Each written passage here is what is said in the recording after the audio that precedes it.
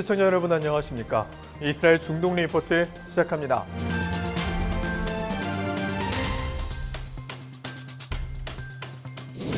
이스라엘과 하마스 간의 휴전이 선포된 지 한 달도 채 지나지 않아 하마스가 또다시 풍선폭탄으로 이스라엘의 남부 지역을 공격했습니다. 바이든 행정부가 신임 연정 출범에 맞춰 반유대 성향의 친팔레스타인계 인사를 주 이스라엘 미국 대사로 임명했습니다. 이스라엘이 마지막으로 남아있던 방역 조치인 실내 마스크 착용 의무를 해제했습니다. 첫 소식입니다. 이스라엘과 하마스 간의 휴전이 선포된 지 한 달도 채 지나지 않아 하마스가 또다시 풍선폭탄으로 이스라엘의 남부 지역을 공격했습니다. 이스라엘도 즉각 가자 지구에 대한 공습에 나섰습니다.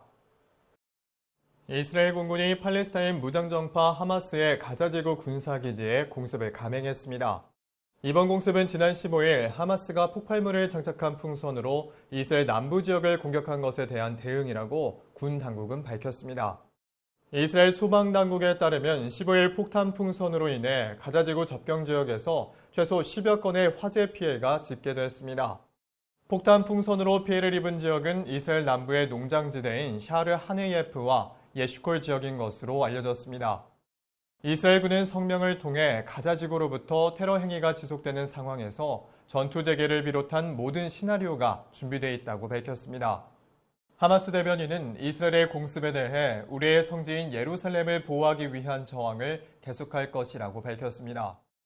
폭탄 풍선 공격은 동예루살렘의 탈환을 기리는 예루살렘 데이 깃발 행진 행사 직후에 발생했습니다. 예루살렘 데이 깃발 행진은 지난달 10일 하마스의 공격으로 인해 취소된 이후 한 달여 뒤에 열린 것으로 5천 명의 시민이 행사에 참여했습니다. 하마스는 깃발 행진이 있던 15일을 분노의 날로 정하고 팔레스타인 주민들에게 깃발 시위에 저항할 것을 촉구했습니다. 깃발 행진에 반발한 팔레스타인 시민들이 항의 시위를 펼치면서 이를 진압하는 과정에서 경찰과 충돌이 발생해 33명의 부상자가 발생했습니다. 바이든 행정부가 신임 연정 출범에 맞춰 반유대 성향의 친팔레스타인계 인사를 주 이스라엘 미국 대사로 임명했습니다. 바이든 행정부와 이스라엘 신임 연정 내각은 트럼프와 네타냐후 정책 지우기에 박차를 가하고 있습니다. 조 바이든 미국 대통령은 지난 15일 토마스 나이즈 전 국무부 차관을 주 이스라엘 미국 대사에 지명했습니다. 나이즈 전 차관의 지명은 이스라엘의 새 정부가 출범한 지 이틀 만에 이뤄진 것입니다. 나이즈 지명자는 오바마 행정부에서 국무부 차관을 지냈고 투자은행인 모건 스탠리에서 부회장을 역임한 인물로 금융은 물론 외교에도 정통한 인물입니다. 한편 미 현지 매체 브레이트바트는 나이즈 지명자를 반유대 성향의 친팔레스타인계 인사로 분류하고 있다고 보도했습니다. 매체는 나이즈 지명자에 대해 과거 차관 시절 반이스라엘 성향인 유네스코의 지원금 삭감에 반대한 대표적인 좌편향 관료라고 설명했습니다. 이어서 지명자는 UN 팔레스타인 난민 구호기구에 대한 의회에 지원 삭감한 해도 적극 반대한 친팔레스타인 성향이라고 덧붙였습니다. 트럼프 대통령은 하마스와 같은 무장테러 조직에 지원금이 전용될 수 있다며 해당 기구의 지원 예산 전액을 삭감한 바 있습니다. 한편 예루살렘 포스트는 바이든 행정부가 하디 암르 미 국무부 팔레스타인 담당관을 주 팔레스타인 미국 총영사로 임명할 것으로 보인다고 보도했습니다. 지난 5월 25일 중동을 방문한 토니 블링컨 미 국무장관이 팔레스타인과의 관계 격상을 위해 예루살렘의 영사관을 재개관하겠다고 밝힌 바 있습니다. 브레이트바트는 하디 암르를 대표적인 친하마스계 인사로 분류하면서 그가 이스라엘이 팔레스타인 주민에 대한 인종 청소를 자행하고 있다는 주장도 서슴지 않고 있다고 밝혔습니다. 일각에서는 바이든 행정부가 신임 연정이 들어서자 본격적인 트럼프 네타냐후 지우기에 시동을 걸었다는 주장이 나오고 있습니다. 캐롤라인 글리 칼럼니스트는 바이든 행정부가 출범한 지 6개월도 채 되지 않아 트럼프 대통령의 중동 외교 성과를 해체했다며 이스라엘 신임 정권은 네타냐후의 흔적을 더 빨리 지울 것이라고 단언했습니다. 팔레스타인 시민들을 대상으로 한 여론조사에서 2.8 무력 충돌 이후 팔레스타인에서 하마스의 지지도가 급격하게 상승한 것으로 밝혀졌습니다.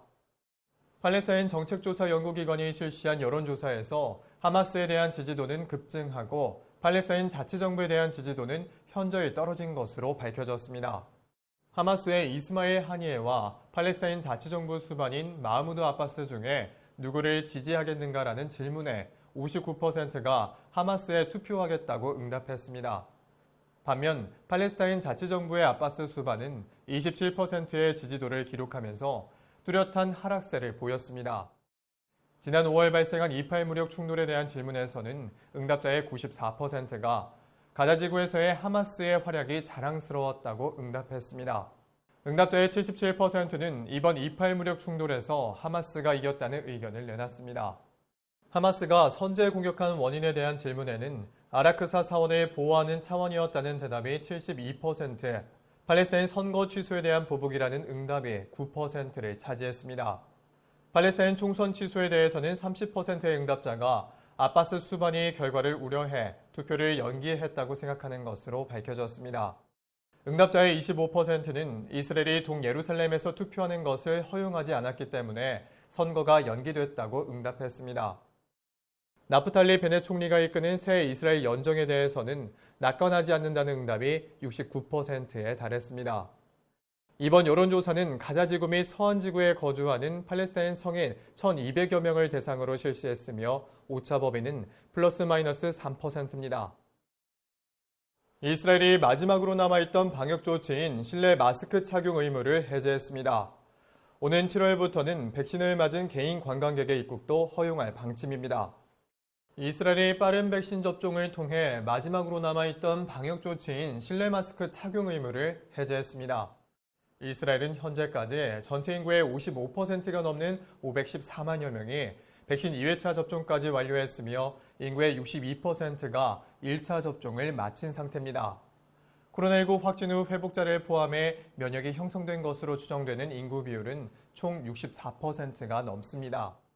다만 복지기관이나 장기 요양시설 근무자, 백신 미접종자는 여전히 실내에서도 마스크를 써야 합니다. 또 16세 미만 청소년이 다니는 초등학교와 중학교에서도 당분간 마스크 착용 조치가 유지됩니다. 보건부는 지난 13일 시작한 12세에서 15세 사이 청소년 백신 접종 캠페인이 끝나면 교내 마스크 착용 조치 완화를 고려해 보겠다고 밝혔습니다. 한편 관광청은 경제 회복을 위해 순차적으로 국제 관광을 재개하겠다고 밝혔습니다. 보건부와 외무부, 관광부는 내부 부처들의 협업을 통해 7월 1일부터 백신을 접종한 개인 관광객들에게 입국을 허가한다고 밝혔습니다.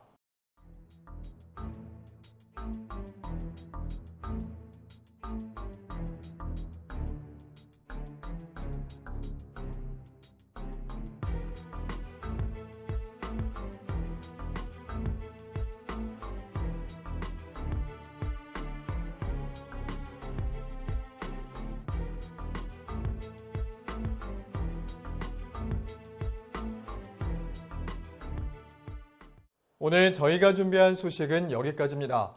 시청해주신 여러분 고맙습니다.